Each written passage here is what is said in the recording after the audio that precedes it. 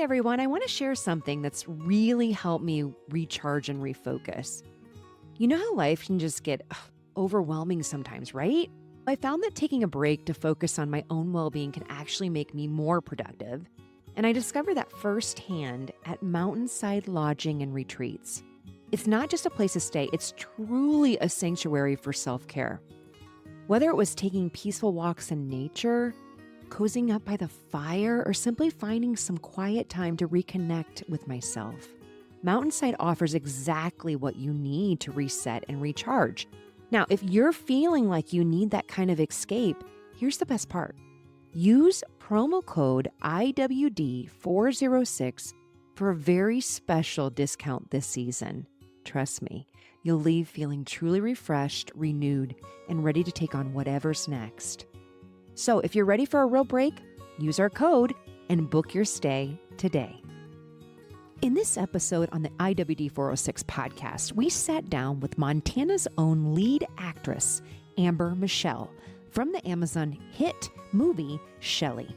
Amber shares her journey, the impact of this powerful story, and what it meant to film in the breathtaking Northwest Montana. And as a special bonus, stay tuned until the end of this episode for an exclusive discussion with the film's visionary director, Alex Athey. Alex takes us behind the scenes, sharing how his deeply personal story inspired the movie, the challenges of bringing it to life, and the incredible support of Montana's vibrant community. You're listening to the IWD 406 podcast with your hosts, Julie Walls and Kate McLaughlin. Today on the podcast, we have Amber Michelle. Amber moved to Montana 10 years ago with her husband and 3 beautiful children. She graduated from Cal Poly San Luis Obispo with a BS in psychology in 2008. She worked in the social services field for a few years and provided emergency foster shelter for 23 children before moving to Montana. Amber had 2 goals when she made the decision to move: to spend more quality time with her kids and move away from an emotionally taxing career to strengthen her marriage. Wow. The marriage didn't work out and things got messy. She found herself falling into a pattern she swore she never would do: an ugly custody battle. Then Amber was handed a script for a movie that was similar to her situation, and it changed the trajectory. She took the role of Shelly, and it helped her change her way of thinking. And Amber has since created a harmonious life for her family here in Montana. In addition, it sent her on a new career path: acting. Yay! Amber is inspired to do more roles that help create awareness around social injustice. Without further ado, Amber Michelle. Welcome, Amber. Yay. Thank you for having me. Yes. Oh gosh, sorry, that's my dog. Great. She likes to also say hello. Yes. So thank you so much for being on the podcast, Amber. This is amazing. I cannot wait to dive into this subject. It's crazy. Mm-hmm. Okay, so talk to us a little bit about your upbringing in California. Sure. So my parents were young parents. They had me when they were 20, and I was an only child. They quickly got divorced 2 years after getting married and having me. My dad realized, so he only had 20% custody of me. So he realized quickly that he needed to move out of his hometown and do something. He didn't feel like he had a purpose. So he enlisted in the Navy. He wanted to do something to make me proud. Him and my mom could not stand to be in the same room together. So he just was missing a purpose. Yeah. So he left, was overseas. My mom she was raising me as a single parent, and she worked 2 jobs the entire time I was a child. She was a little afraid of the stigma of using like government assistance or anything. So she worked a lot. Being an only child, it was very lonely as a child, and often was sent to sitters. Holidays were pretty lonely too, because she was a grocery store clerk, so she got time and a half. So she always took those shifts. So I was often at a sitter's house enjoying their Christmas as an outsider. What? Yeah, so it was a little bit tough. And after I went to college, and then I married my high school sweetheart, and we had 3 children. And I vowed to never let any of those things happen to my children. But I did find myself in the pattern of working a lot. And same with my husband was working a crazy amount just to make ends meet, because California is very expensive. Mm-hmm. Yes. So an opportunity came up for us to move here to Montana. Being that I have no siblings, my kids have no cousins. Same with my husband. So they have no family. So we were having the very small Christmases, which I missed as a child. I wanted to have the big family events and things like that. We have family here in Whitefish, Montana, and they have second cousins, nice. actually. Yeah. Second cousins around their age. So the opportunity was amazing. We moved here. And we've had those incredible family gatherings and dinners and Christmases that I always dreamed of having. So it was an awesome move for that. Yeah. Well, I want to back up a little bit. You made mentioning that your mom worked. She was a single mom, right? And the mindset of, I'm not going to ask for help. Do you guys, I think that's interesting because I see how that's impacted a lot of us in our parenting. Not asking for other women to help or doing it all on our own. And then seeing it's great because it's resilience, right? But then the ramifications for the child and experiencing a mom that's working her ass off and she's literally like burning both ends of the stick. Yeah. And that's all she knew because that's how her mother was. And she instilled that strong work ethic in her, which isn't necessarily good. Right. But that's all she knew. College was not an option. She wasn't raised. Her mother did not go to college. And so it was straight to the workforce and you work hard and you work yourself to the bone. And that was glorified in our family. Yeah. And her mother did it and she did it. And I saw myself on that path. And like I said, in California, it's very expensive. So we were just getting by and we were working ourselves to death and we had nothing left for our kids. So we wanted to come here to Montana to have a slower pace of life, enjoy our children more, and not have to work so much and just get to raise them instead of letting someone else raise them. Can you describe what your work was in California? Yeah, so I graduated with a degree in psychology and I went straight into social services. And that was super tough, especially when you have kids. I had one child at that point, and I went into child welfare services. What? And that was very stressful. I have a big heart, and very, very much a big heart. So I feel like that line of work was really tough for me. I took a lot of things home. I was emotionally disconnected from my child because my mind was still at work. Yeah. I noticed that the people that I work with who were able to disconnect, they had a more longevity in that career, as opposed to someone that feels everything. And that when I decided to quit there was a child on my caseload that I knew something was wrong. And I went to the judge and he said, if you don't have proof, we can't do anything about it. Yeah. But I knew that it was a bad situation. And this child he was drowned by the parents. What? Yes. And Jeez. I spent Christmas in my room crying because I found out the day before Christmas. And I couldn't join my family for the event. And that's when I said, okay, I can't do this work. So that's when I transitioned into foster parenting because I felt like I could do more in that arena. Yeah. And that was great. Over the course of 2 years, I had 23 different children, emergency shelters. So we'd get a call in the middle of the night, hey, we're bringing kids over. Wow. And I loved that so much because I could provide this safe space for them. And I knew how, with my background, I knew how to take them in because they literally were ripped from their home and stuck into a stranger's home in the middle of the night. And sometimes we'd have them just for a few days. Sometimes we'd have them for about a month until they found a permanent placement. I got to say this, though. You came from Child Protective Services. A lot of abuse. A lot of these kids go into foster care because of abuse or abandonment. I want to point something out. Did you still feel like you were in that trauma response mode? Because you're coming from something, you quit. It was very traumatizing, but then you're in a new type of trauma. Did you recognize that then? I did. And you did? It wasn't quite the same. Yeah. It was a little different because I felt like I was able to impact somebody and shape their lives. And I had plenty, like the teenagers surprisingly were the best because they would still call me even after they left and say, hey, really? I just want you to know that time I spent in your home was really special because some of them had been bounced before to multiple foster homes. I never felt loved. I never felt welcomed and your home was great. And so that went on for a couple of years after. So that was really nice. And we had newborns come in too. Wow. So it was all age ranges. But How long did you do that for? Almost 2 years. 2 years, and you had a total of 20 some odd kids. Holy buckets. Some of them would come, just like I said, for a couple of days, and then they'd get immediate placement. Some didn't have a home to go to. Yeah. So we kept them until there was a place for them to go. But you're also, if you're a foster mama, then you're also dealing with the parent sometimes.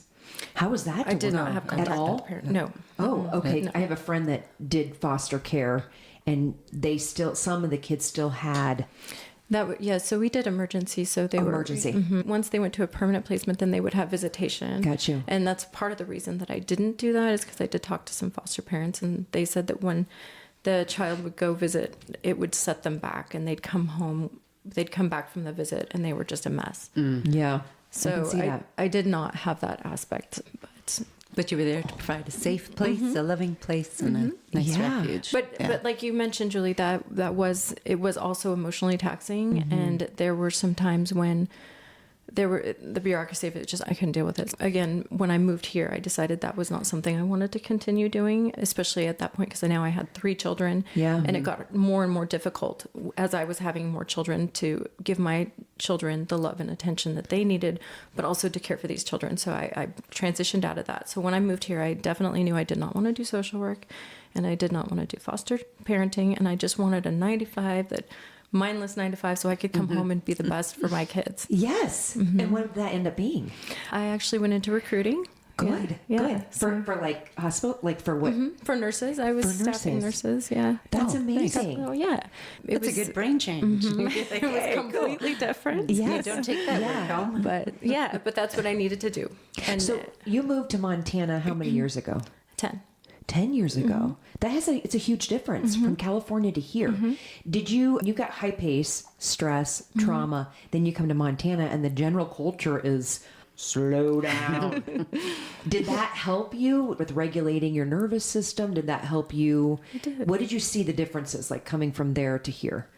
It was really nice seeing how welcoming people are and how helpful they were, and just actually we moved out onto a 10-acre piece of property out in the middle of nowhere. Nice. So that was neat. Lots of just space. watching my kids run around and play, because we didn't have that in the city. It was always so much traffic. It was like we'd go out to ride bikes and I was stressed.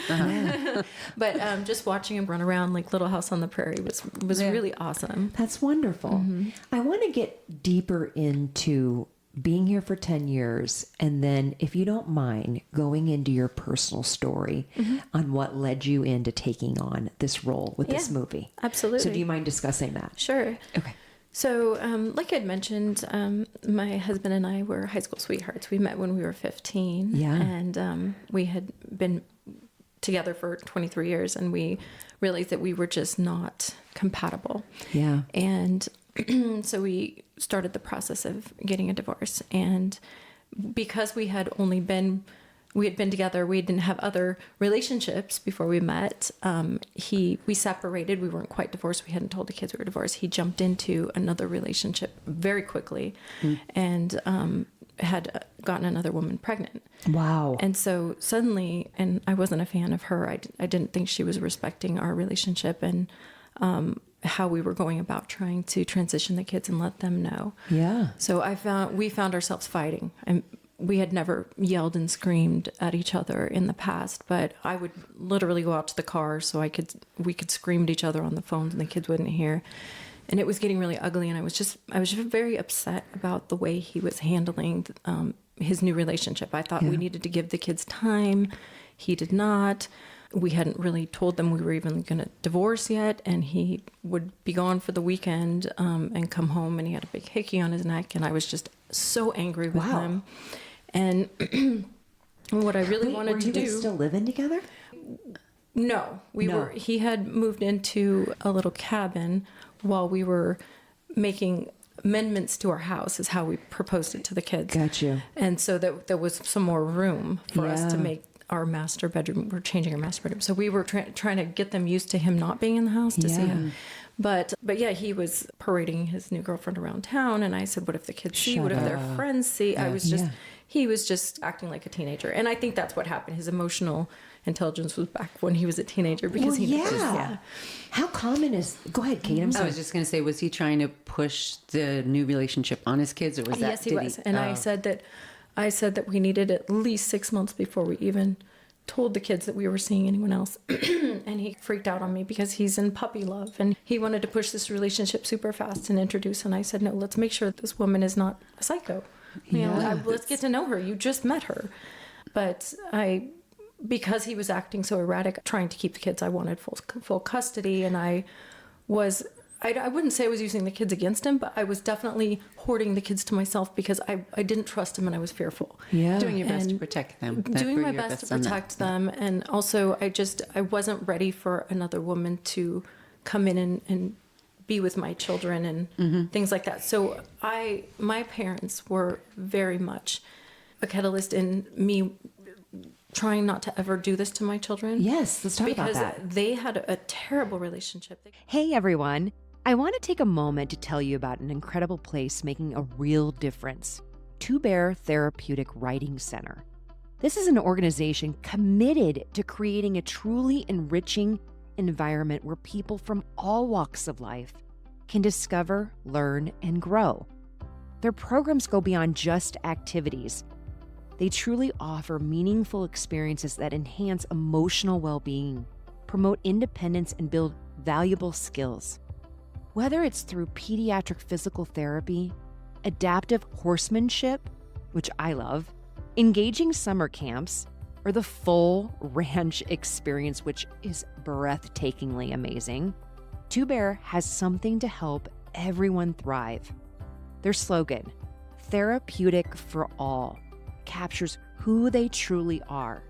At Two Bear, every participant, volunteer, staff member, and supporter is considered an integral part of their community. So, whether you're looking to get involved, need support, or just want to learn more, come see how Two Bear Therapeutic Writing Center is changing lives.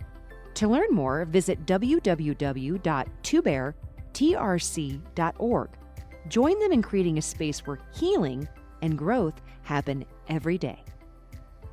They couldn't even stand to be in the same room together. And it was awful when my dad, before he left for the Navy, would come to pick me up for the weekend. I remember they were just at each other's, they just were at each other's throats so bad that one day I remember, and I can remember this as clear as day, my dad came to pick me up for the weekend and he didn't call first, even though it was his weekend.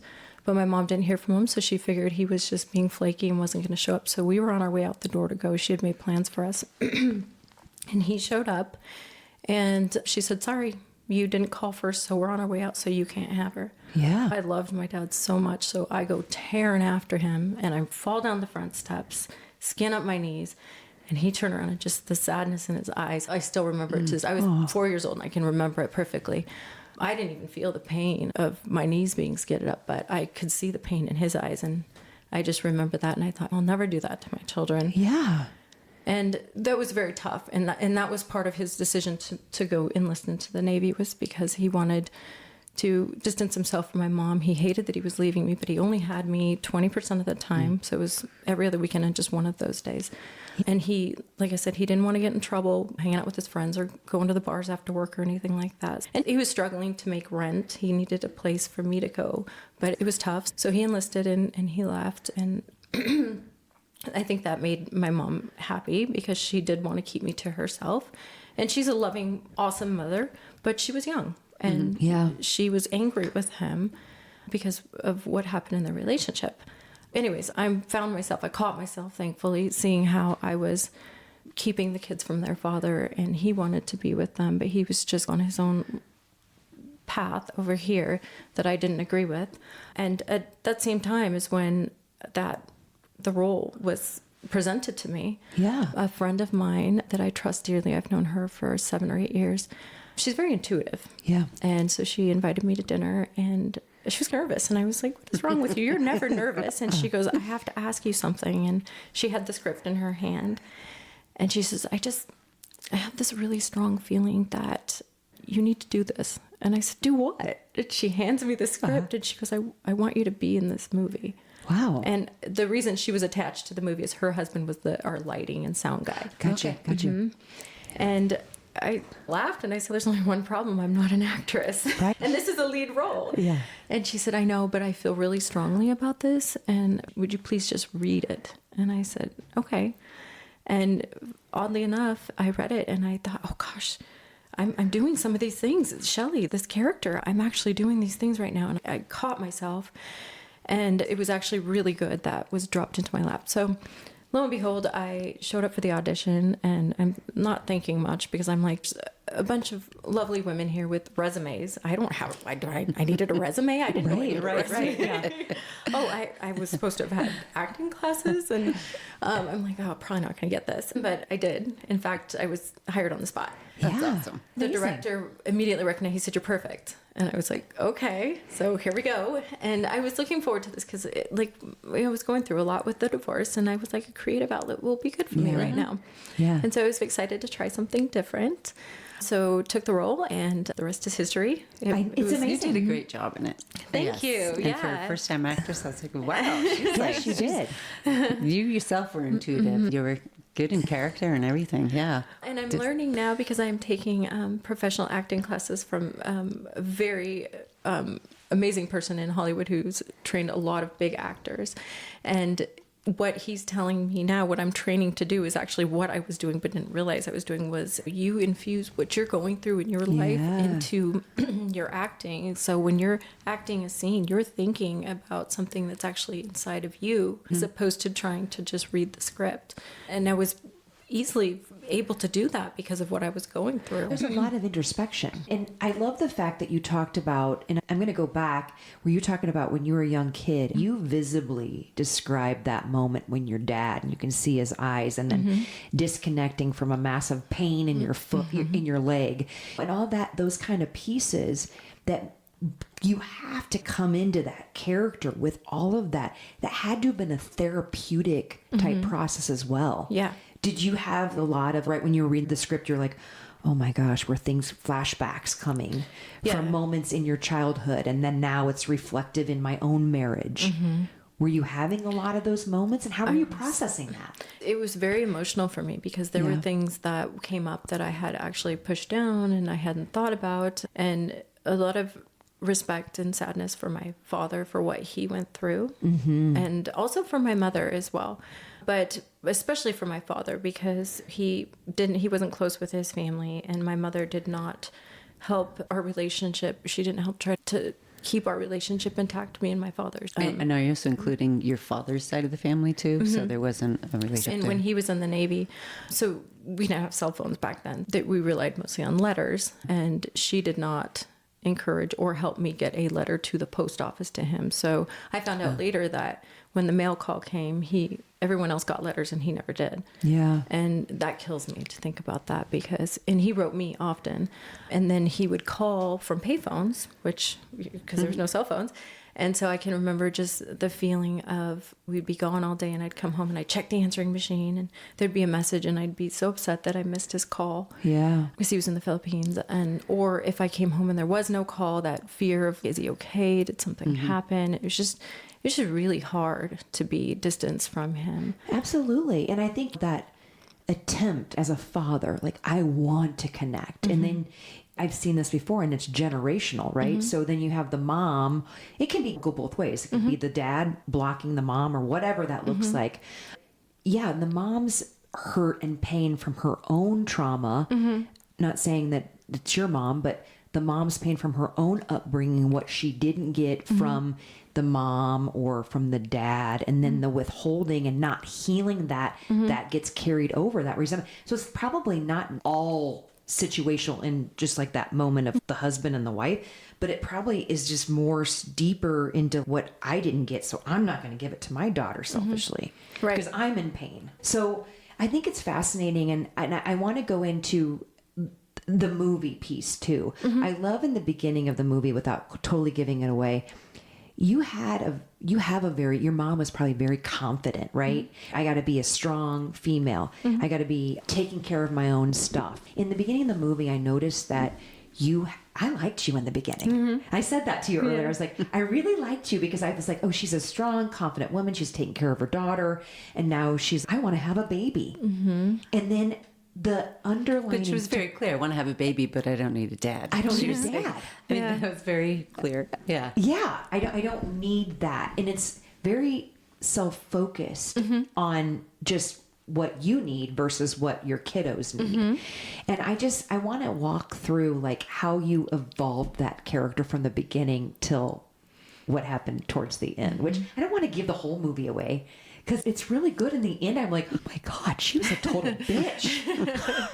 But yeah, I mean, let's walk through that process. Yes, she was independent, but a little all over the place because she wanted what she wanted. But when she decided that she didn't like the father of her baby anymore, then she just wanted to get rid of him. He was just annoying to her. She wanted him out of the picture, but she still wanted him for his child support. His child support. Yeah.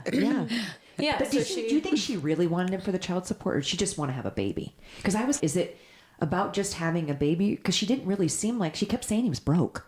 Like he's not, like he only made $55,000 a year kind of thing. So I felt, and even talking to the friend, it felt, I just want to have this baby so I can control this thing. Yeah, she wasn't thinking of the big picture. She's more of a woman that's just living in the moment. But then she was almost annoyed that he didn't turn out to be what she wanted, and she wanted to make him pay for that.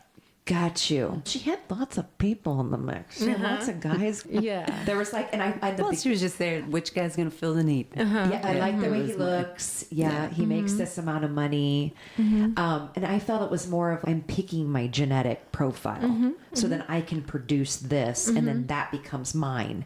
And that thing doesn't have any connection to anything that's connected to it because I don't even know if it's the father, who the father is. Big slutbag. Just kidding. I'll edit that out. But anyway, it's just really, it's fascinating. And I think to myself, it's a real thing. People do that. Like it's a real thought process. Yeah, but it's a lot easier to do. You just don't tell anybody. That's true. That is true. Oh, yeah. Guess what? I don't know who the father is. I think it goes back to her. It all goes back to our childhood trauma. Yes. That's where it all stems from. What we were missing when we were children. We didn't have a father figure. So we become anxious attachers or avoidance, or sometimes we flip-flop. And I think it just goes back to wanting to be something, but your childhood trauma is holding you back from being that. So she was raised without a father, so she definitely wanted to be something, but she couldn't. Yeah. So she was trying to attach herself to somebody and trying to have this child to fill this void that's never going to get filled because she wasn't doing some inner work and those sort of things. So I think that this is all about having both parents in the picture, and so that you can become your healthiest self. You can grow up and have healthy relationships. Yes, it's so important because there's so many studies out there on kids that if they have a lack of one parent or the other, and there's these pattern behaviors that come about. They're pretty predictable. Absolutely. Yeah, and it's not just the mom or it's not just the dad, it's both. Like we can raise our sons, but it takes both units, mom and dad, to teach all things to make an all-encompassing kid. And yeah, sometimes you have the kid that grows up and becomes an asshole kind of thing. But I think they have less of that outcome if you do have both influences. Now, I don't think everybody has to be 100% emotionally healthy. I think it's a matter of just like having that presence. I don't think that makes a guarantee, though. I don't think it makes a guarantee, but I think it lessens the chance of bad outcomes. They have studies on it, and I'm not saying that's a be-all, end-all, but that influence, even if it's just the energy exchange with dad and son, dad and daughter, just even the eye contact's important. And and I don't quite understand where like the character's head was. I want to dive deeper in the psychology of what her background. Did she have both parents in, I know we don't know that, but did she have both parents in the picture? How was her relationship with them? What made her kind of feel like she's all over the board and out of control, but yet controlling? Yeah. Do you know any of that stuff? So like a lot of questions. I don't, and I can't really hypothetically speak on it, but I can tell you in my own relationship, that's what happened is I had daddy issues because I did not have a relationship with my dad as I should. And so that's what kept me in my marriage for so long, because I was just so anxiously attached to somebody who wasn't actually we weren't meant to be together. And as I got healthier, because I started recognizing this and wanted to be healthy for my children, as I got healthier, we grew further apart because I realized that relationship was very codependent and there was a lot of things going on. You saw that in your marriage. Did you feel you stayed in the marriage for your kids? I did. Yes, I did. that's a good conversation. And at the end of the day, what I figured out was that I wanted to show them that, hey, if something isn't working out, whether it's a friendship, whether it's a job, and if something is not right, don't be afraid to leave because of what everybody else is thinking. You can leave, and it doesn't have to be a terrible breakup. It can be, you can make, it's whatever you want to make it. Right. And so I'll tell you right now that, yes, my husband and I went through that ugly time, but once I snapped out of, okay, we're not going to go down this road where we're fighting, we are the best of friends now. That's wonderful. There's an that's a open good door happy ending policy at my house. Circle. Yeah. How do you get there, though? I mean, because you have to we just keep in mind what the main goal is. The main goal is for the kids to be happy. And so we do camping trips together. In fact, this summer we went camping with our significant others as a family. Yeah. That is growth. It's an open door policy. He's welcome to come into my home anytime. In fact, I'll wake up sometimes at 6 a.m. He's sitting on my couch having coffee. Oh, awesome. And I'm like, what are you doing here? And he's, I missed the kids so much last night. I wanted to be here when they woke up. Oh, I love that. And Wow. I love that he can do that and that they know that he's welcome over anytime, because how terrible would it be if he's missing the kids so much, but he can't see them till Sunday because of a piece of paper that we had filled out. Yeah. And yes, we did make a parenting plan and we have never stuck by it. He's welcome to come in and out anytime he wants and take the kids whenever he wants. And we work together beautifully. There's a lot of times when one of us is running late for school pickup and we call the other one, can you go get him? And that's totally okay. It's not about, this is your day, this is my day. And if you miss them, sorry, you got to wait till your turn or anything like that. So That's really a great co-parenting story. Yes, we do all holidays together. We do birthdays together. Everybody's there. And I love that because when I was a kid, my parents couldn't be in the same room. So birthday was celebrated separately. And Yes. so, Do you have a good relationship with your dad now? Did you I do. establish a relationship later? Funny enough, yes. So I moved here, and a year later, my mom followed from California, and then 2 years later, my dad followed. Oh, wow. And while they still can't stand to be in the same room, they're both here in Whitefish. I love that. And they would probably cross the street to avoid each other, but they're both here because they want to be part of our kids, That's wonderful. grandkids' lives. Yeah. I love that. Yeah. I want to go to the talk about, because I thought was really interesting in the movie is the parenting agreement negotiation. And I think that was just fascinating on how they break it down by Mediation and holy jeez. and they're not even in the same room. Hold on, let me. I was like, what? I didn't even know that was a thing. And so, but yet people use it as Bible. I've heard that families that are breaking apart or they're going through a custody battle, they literally hold that like it's like a document. Stick to the parenting plan. Yes. And this is going to dictate how we govern over our children. Why do you think people do that? Is it the control factor? What do you think that's about? Yeah, I think so. Yeah. And I to me, it's weird. It's weird to let somebody else decide what time should be spent with your kids, which is why I think it's strange that the courts favor the mothers and they immediately give mothers more custody than the father without checking to see who's to say who's the better parent. Maybe Right. the mother isn't. Maybe the father is. And they don't even check. It's just immediately granted 80-20. And then the father, in order to get his half, the 50%, has to fight for it. And a lot of money and resources is used that could be used for a child's college. And it's $10,000 here for this court and Yes, $10,000 It's there. very And expensive. now Yes. they're $40,000 in debt. And since I've made this movie, I've had a lot of fathers reach out to me and say, "Hey, I'm so glad you did this. This is my story. Like nobody's listening to me, and I'm $60,000 in debt, and I still only have a couple of days a week with my child. And now I had to move in and rent a room from somebody, and they're using that against me in court that I don't have my own place, but it's because I'm having to pay all these legal fees just to see my child. Right. And I'm an awesome dad, and that's all I've ever wanted to be was a dad. And I want to take my son fishing and camping and doing all these things, and I can't because I get him for 2 hours on Tuesday and then 4 hours on Thursday, and that's it." And I think it's fascinating that there's a percentage. Yeah, Like, I was like, what? Like, that's a thing. Like, you get this percentage, and men are so finite with I think that would mess with them in their head. And then my other thinking is, what what is considered the best parent? Like, how does the courts determine that you're a better parent than the other They person? fight it out through the lawyers, and that's how it happens. And that's how it happens. That's how it happens. But There's then- nobody investigating saying you're a better parent, because you don't live with someone, and then it's easy to manipulate. It is. 'Cause it's To hearsay, say, yeah. oh great, someone's observing me, I'm just going to put on the best show and be Yes. whatever. So it's not possible. That's why the lawyers is that fight where it it gets out. dirty, because people are bringing up bullshit and saying things, and then all of a sudden, here's this and this and this, and this is why they're Well, not a think good about parent. when people get angry. That's what Yeah, they do. they do. They bring up, I know how to pick at you. I know what is that one thing that's going to get you upset, Yeah. because they know each other. Yeah. And then they use what they know about that person to upset them. Yes. Just to get a reaction, just to be annoying. I don't know. And in my mind, Just because they're angry. So they're like, I'm going to make you angry too. Well, I don't know.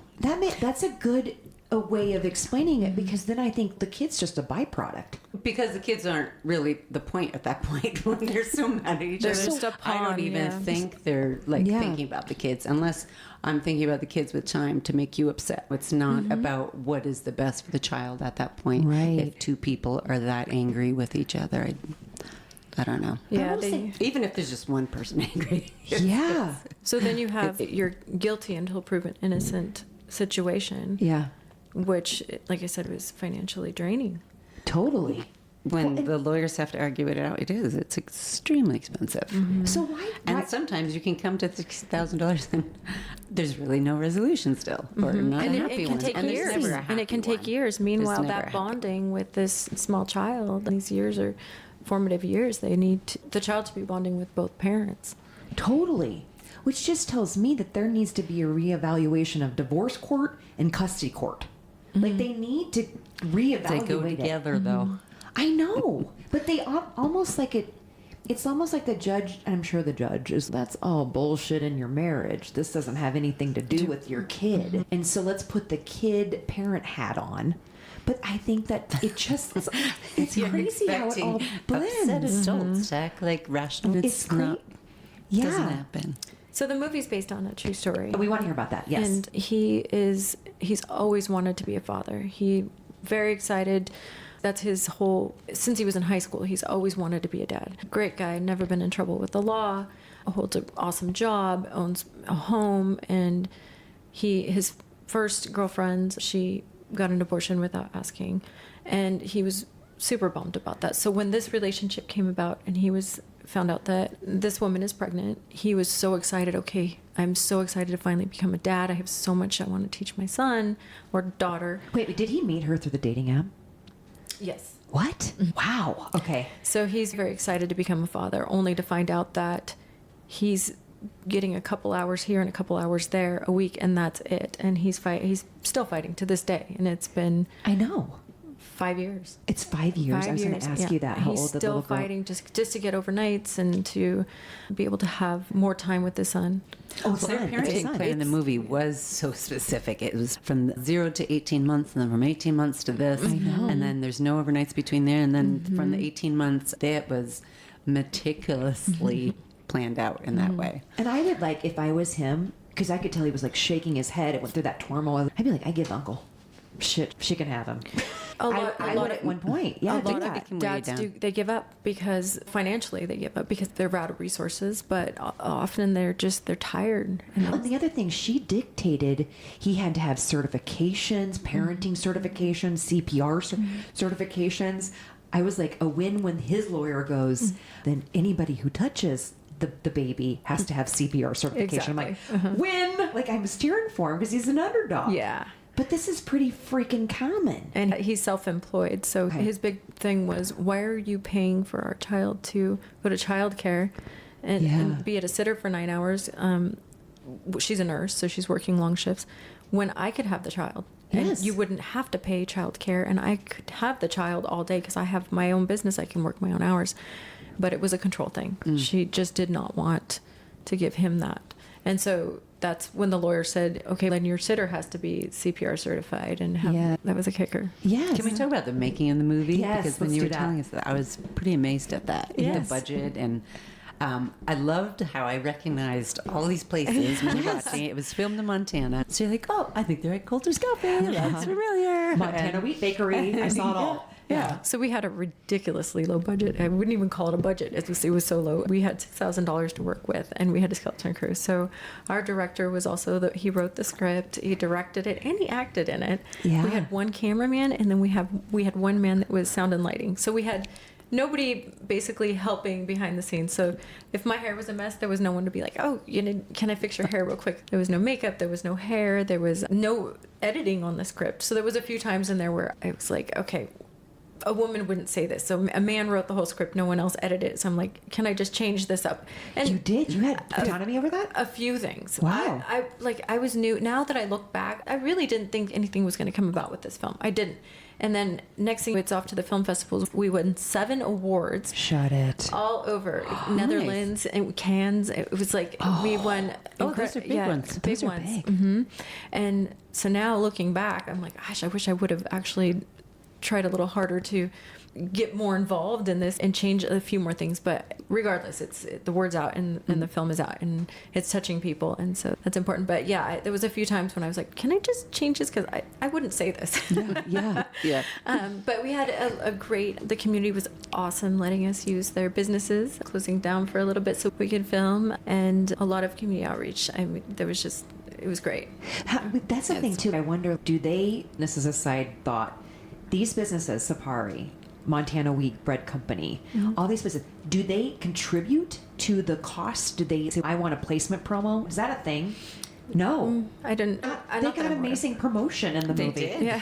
That's amazing. Especially Sapari, because they got their name in there too. I know. And you were shopping for all the beautiful stuff. Yeah. Yeah, that's really interesting. Now, okay, the autonomy piece in the making of it, did you learn so many things that you didn't know now watching movies? Are you catching stuff when you're watching the other movies? Yeah, it was, especially filming in Montana was difficult because the weather, we know how the weather changes so rapidly here. Yeah.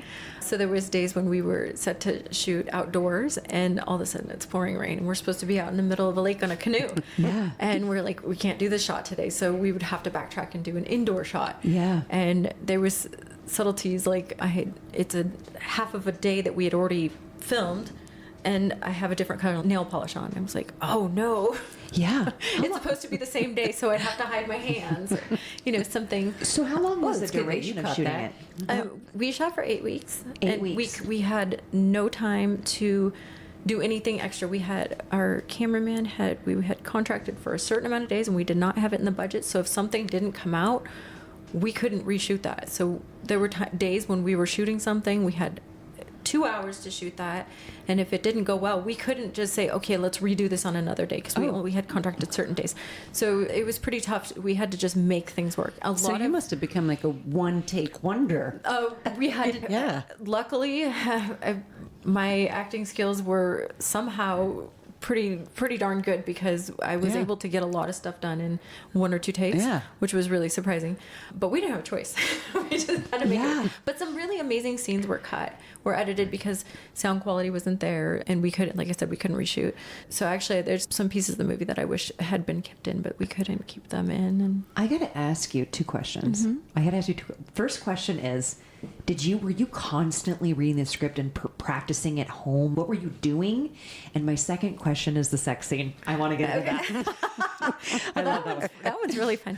Yes, and my daughter was in the film. Yes. So that was cool. She was helping me. I'd be driving her to school, and she'd have the script. She had everyone's lines memorized, so she played the different characters. Nice. So she played different people, and she would say their lines, and I'd say that. And so I was just, because I'm a busy mom, I was working full time, and then 3 kids, and I was like, when am I gonna have time to learn these lines? So she was helping me a lot. Wow. Yeah, and then she was in the movie, and she loved You just it. light up. This is your thing, man. You light up talking about it. Okay, I want to get in the sex scene. Because I was like, that was hot. Like, how? Okay, I have to say, I'm always curious. I'm like, okay, obviously he's such a great guy, Alex. But how did you get into that? Because I'm like, you don't know him that well. How all of a sudden are you like, let's make out. Like, how do you do that? Like, how do you get your head there? I'll tell you, first of all, they were drinking wine right before that. Yes. That was real wine, and I really did drink that. What? Good Just for to you. loosen up. That'll help to loosen But funny enough, that scene we had to reschedule a few times, and he had purchased some things that he was going to cook. He was cooking dinner for me in the scene, and it was shrimp. And that shrimp had actually been sitting there for 3 weeks. And so we didn't buy new shrimp. And so he's cooking it, and it smells, oh my God, so that's so foul. bad. Yeah. And there's a scene where he takes them out of the pan and he's try it. And I had to pretend to try it. And it's the most foul smell. It smelled like a dead body. Yeah. That's all right. And the whole house smelled like that. So that love scene yeah. took place with that awful smell. So we're having wine at dinner, and I know you're supposed to do grape juice or something, which we didn't think about that because this is our first movie we've ever filmed. And I think you can tell that we both were pretty tipsy. Yeah. At the dinner scene, I have wonky eyes going every which way, and I'm like, I probably shouldn't drink that much wine. Yeah. But yeah, Alex is such a great guy, and he made it really easy and comfortable that's good. to have a love scene, and it was a lot easier than I had thought. Yeah. And I think it was easier too having a small crew because I do take my top off. Yes. But the two guys we worked with were just fabulous guys. I didn't feel weird at all. Well, it wasn't And like you'd also been porn. around them. I had for a been long- around for a them, long and so time. we was did like- do that scene towards the end, which was better Yes. that it was rescheduled because I was comfortable with them. They're great guys, And it was very tastefully done. It was like a real, like, hot love scene that just kept us in suspense. Like, where are they going in that bedroom? What are they going to go do? But my other thing is, as you're watching yourself, what's some of the things that come up in your head? Because I would be like, oh my God, my kid's going to see this. Like, did you have any of that? I thought about that. Yeah, I mean, I wanna know. I was Like, glad. I was glad it wasn't too much. It was tasteful. A bra was about as far. Yeah, but any other clothing coming off, I probably would have. I would have refrained from that from doing that scene, but because it was tastefully done. Yeah. Because I often think like actresses that do those kind of scenes, and they can get really graphic. Yeah. And I Or think they have body doubles. they do have They body do. doubles. I Yeah. think about that. Yeah. Yeah. But oh my gosh, you're so stunning on film. Oh, thank you. But did you find Well, you're your stunning in person. Yeah, and you That's did why. such a great job. But did you have any of the inner self-critic going on when you're watching the film, or did you go, okay, no, this is I'm like some I people did not watch anything You until it didn't? was done. I knew I couldn't do it. Yeah, because I can see how actresses can get in their head. I would be one of those people being like, oh shit, look at my facial expression, or look how animated I was, and how, or I flubbed that line up. But you didn't, you refused. I didn't. Good. I did not look at anything until after it was edited, and Alex said, "Can you take a look at the first edit?" Yeah. And I was actually really I did because I had at one point we had talked about you can put soft lighting on, especially and now that we've talked about it, I can see it in movies like when it's in a woman's scene and she's got very soft filtered lighting on, Yes. and then the man usually doesn't. But I had said we're going to do that, right? And he said, yeah, we can do that. And then something happened and we didn't do it, and I'm like, oh, this is not going to be good. So there was no soft lighting put on there, but I was actually I liked the way I looked. Oh, I think it looked amazing. You looked amazing. Thank you. Okay, I want to say this. So you didn't watch yourself at all during the making, but what was it like the day of the premiere for you?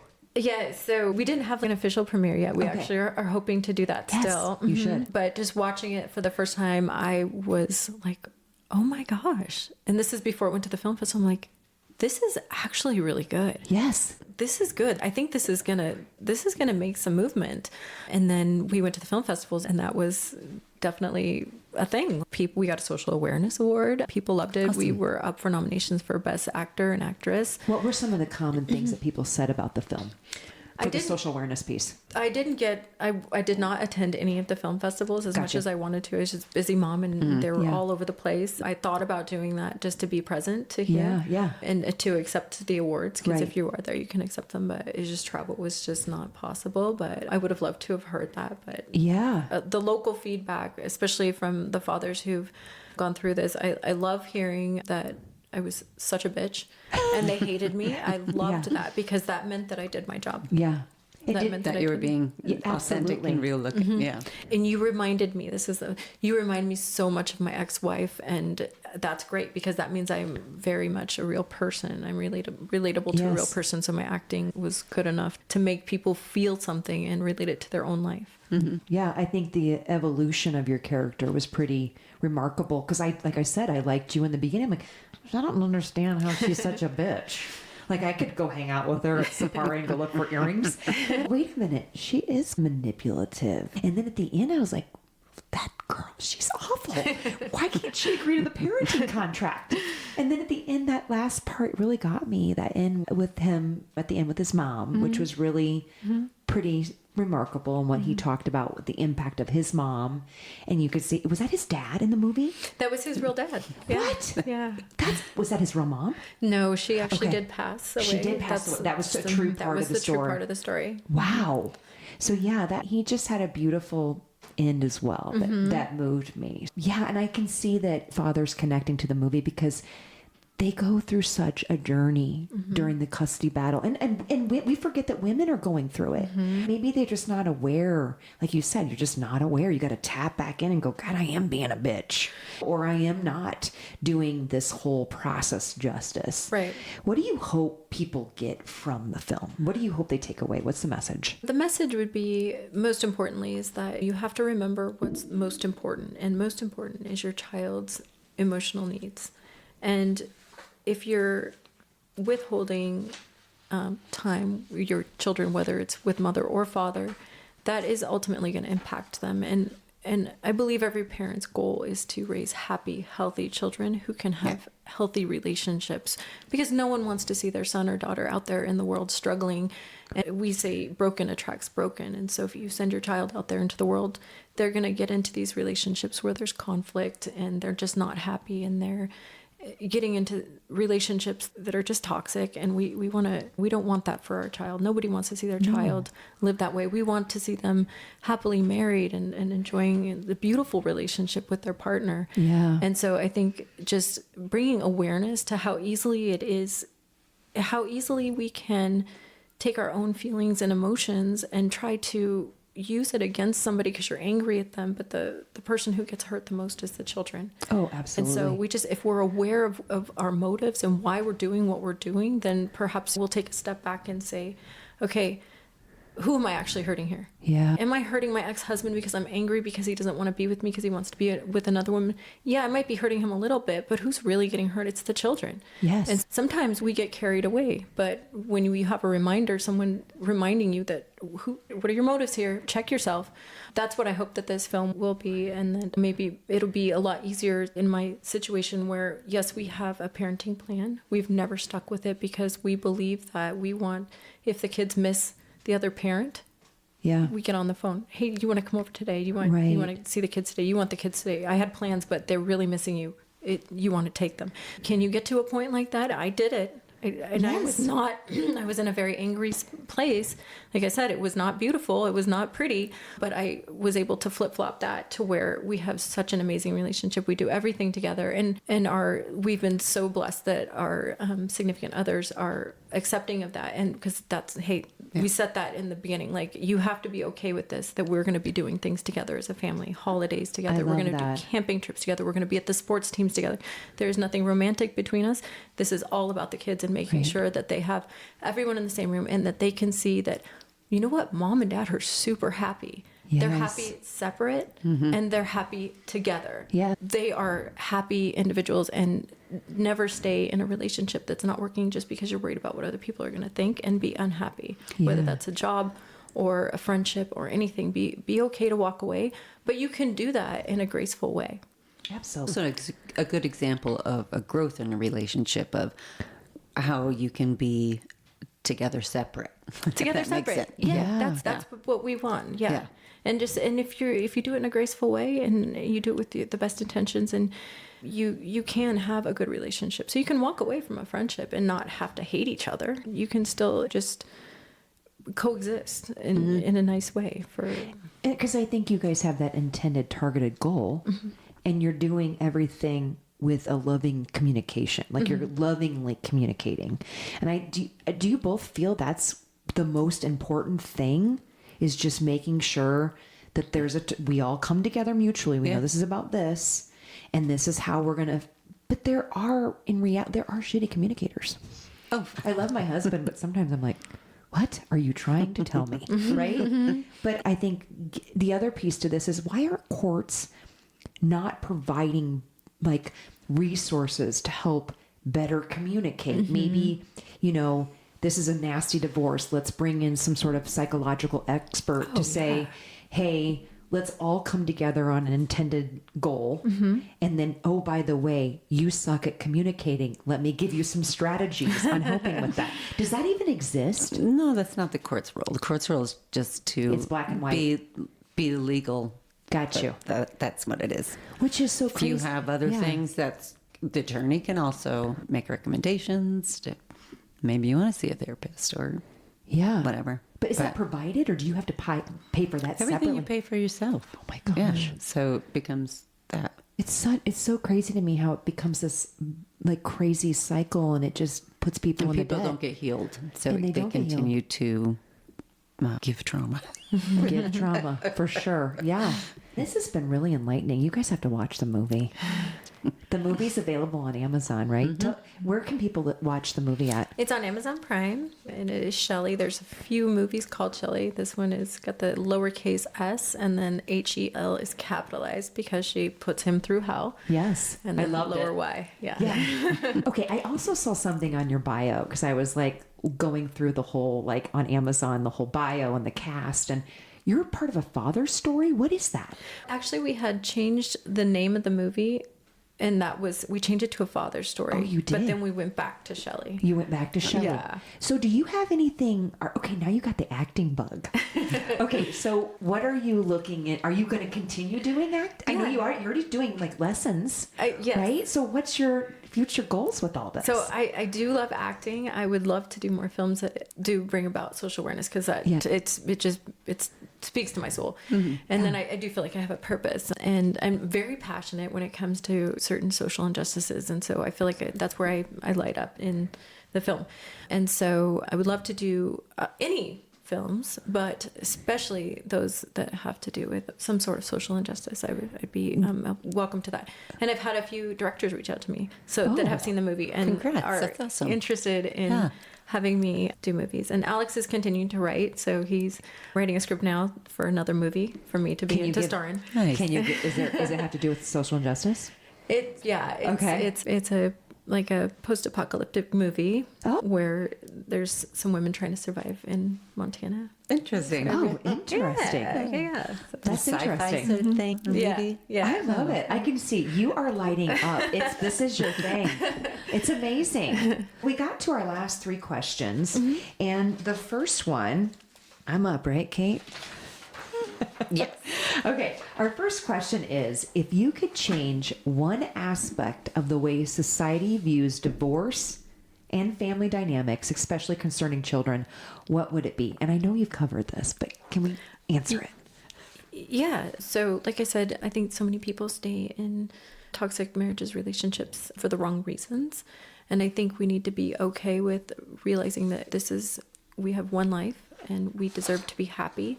And if we decide to separate ourselves from somebody, that it shouldn't be looked down upon. And in fact, it should be something that we teach our children. If you are unhappy, like I said, in a job or in a friendship or in a relationship, don't be afraid to move because you're afraid of what everyone's going to think. Don't let fear rule you. Make yourself happy, but it can be done in such a way that it's okay. Yes. It's okay to leave. It's okay to walk away. Yes. Because so many people stay in abusive relationships because they're afraid of, I don't want to disappoint my parents, and they paid all this money for this wedding, and there's so many reasons why people stay somewhere they're not happy. And I think teaching your children that's okay is not okay. But on the flip side, though, I do think that people need to be healthy enough to not just bounce from relationship to relationship. Yeah. That they should take their time to really understand what they want and need, so that when they do, they're engaging in this relationship, they know what they want. Right. Yes. I love that. Fun question. If you could play any role or type of character next, what would you choose and why? I think I like the survivalist idea, the woman being on her own and independent. I like that. Yeah. I would love to do another one like that. It's going to be action-packed. And I like the twist too. Like Yeah. I loved the twist in the movie where you think she's this really sweet girl, and then all of a sudden she's manipulative. And I liked it. I like the twist. But I'm a huge horror fan, so I wouldn't be opposed to doing a horror movie. Shut it. Covered in blood? Or do you want to be the killer or the one that's like getting attacked? Either way. That would be a good one. We don't have any horror stories or horror movies where it's like really the woman that's being the attacker. Yes. That would be a good switch. And we do need more movies up here. This is a great place to shoot film. And we do need more actresses up here. So I think you're starting something.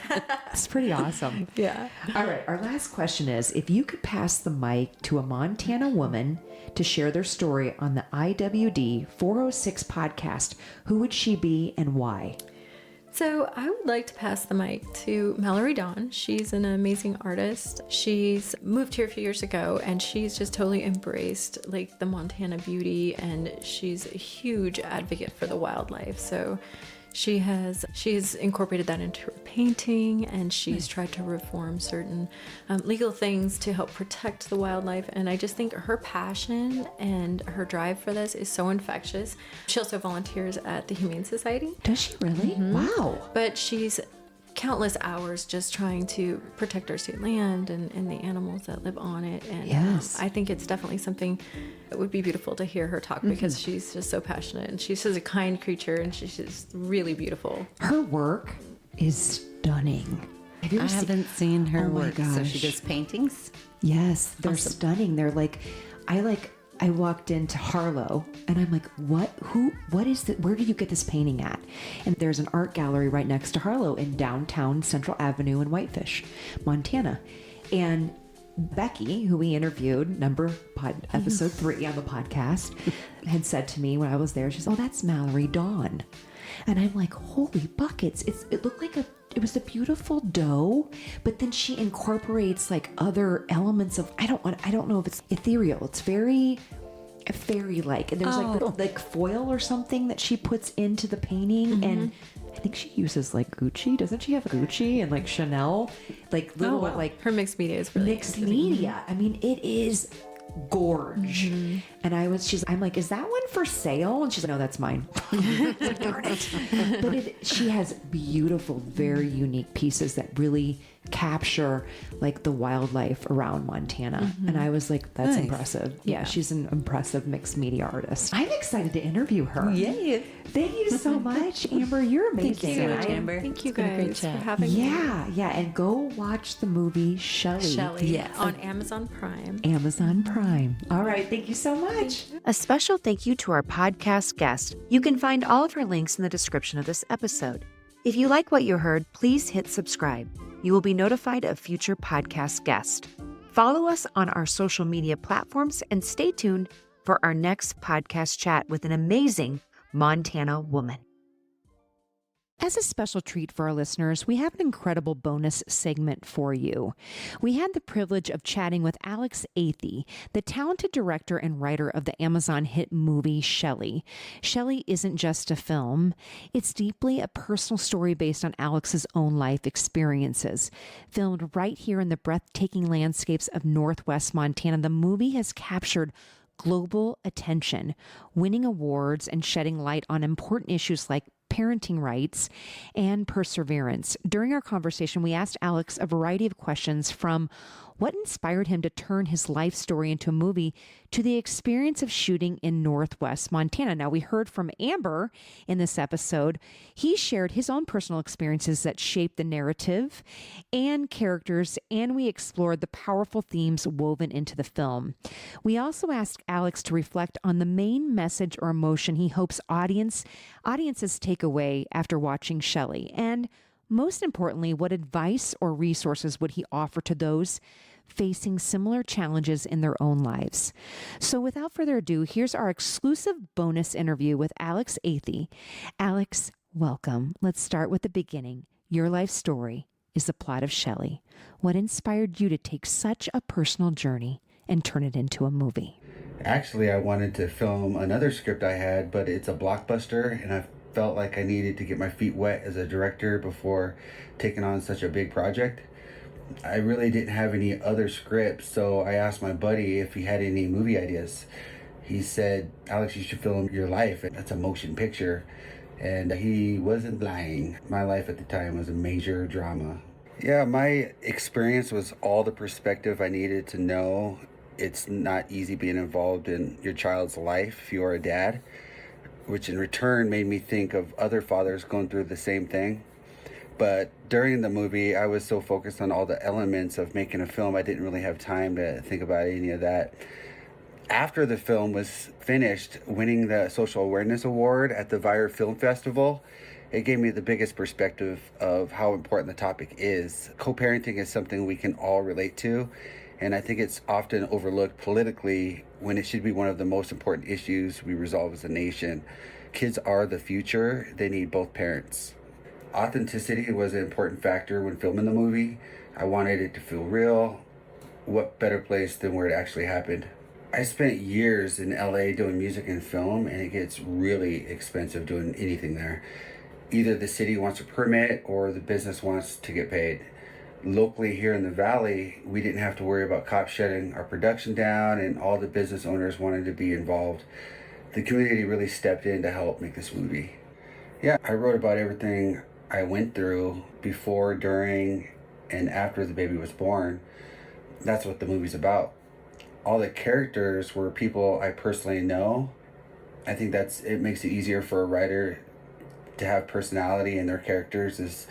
And the only thing that wasn't really 100% accurate was Shelly. I really had to think outside the box. I didn't know a woman's mindset to not want to have the father be involved in the child's life. So I came up with the idea that Shelly's biological clock was ticking and she just wanted to have a baby. And love was the last thing on her mind. It was so tough. When I was filming and editing the movie, I felt like I was just reliving the whole thing over and over again. And when it was over, it was like, hallelujah. I was ready to move on. Yeah, my desire is that it gives fathers hope. That even if you feel like you're just losing everything, like you lost in court, you're paying a crap load of child support, you're not getting any time with your kids, you just feel like giving up, just keep fighting. There's light at the end of the tunnel. If a child had a voice being so young, 100% of the time they would want 50-50 with each parent. So keep fighting. And for mothers, I hope that this inspires them to open their hearts, that no guy, no man, nobody is perfect. But I've seen children, I can witness, my child has changed my life for the better. And I could do that for anybody if you give them the opportunity to be a parent. And that's vice versa. If it's a mother seeking more time with their children, I hope the father opens their heart. But it's our God-given right to be parents, and I don't think anybody should play judge on that. Oh, absolutely. I started my entertainment career as a singer-songwriter, and I would always ask people, what do you think of my music? And they would always give me criticism like they're audio engineers, or you could do this better, that better. And instead of telling me what song they liked, maybe that was a sign that my music wasn't very good. But with the movie, they would tell me their favorite scenes. Oh, this part made me sad. This was funny. This made me cry. I hated Shelly. Oh, I felt really bad for James. They had a whole bunch to say about the movie, which was inspiring. It made me feel really good. I wanted people to be able to connect to the movie, and I think we did that. Don't give up. You know the child needs you. Fight for them. My brother moved to California from the baby mama. He was stressing out so much he was having seizures. He never wanted to leave the kids. He wanted to be dad, but it was hard on him. And I get that now. That was part of the perspective I learned. That's not easy. And I was so close to giving up. I was so close to just leaving and just, oh man, it was so close. But I didn't. I stuck in there. And what started out as only hours a week with my kid, I now have Sunday through Wednesday. So don't give up. Don't give up. Yeah, I think the movie's a great resource. I think it's helpful to know that you're not the only person going through it. And I think that if the knowledge that I would pass on to anybody on either side is that we need to humble ourselves, be agreeable. Fighting with the other parent is going to accomplish anything but hard times. If they want you to take a parenting class, take it. A CPR course, hey, that's good to know anyways. If you have to meet at a library or coffee shop, the police station to see or have time with your child, be there early. If you're kind and agreeable, I think good things will happen. I know good things will happen. They happen for me. God fulfills the heart's desires. He'll fulfill yours. If that's what you want, he'll make it happen. I would say this in a very loving voice. This isn't about winning or how much money you get. This isn't about the relationship you have with me. This is about our son and what's best for him. God advises us to wait for marriage before sex for a reason. He knows how important it is for a child to be raised by both parents. So the least you could do, and I say this in a loving voice, is allow our son 50% of us both, so he receives 100% of the love. My love will never be just words. I will always show my son I love him. And sometimes you have to fight for what you love. You have to be persistent and resilient. Love is in the action. When you love something or someone in life, you don't let nobody tell you any different. You don't let anybody tell you you are not worthy for that love. You go get it. You believe it, you achieve it. My son was my shooting star. He's my dream come true.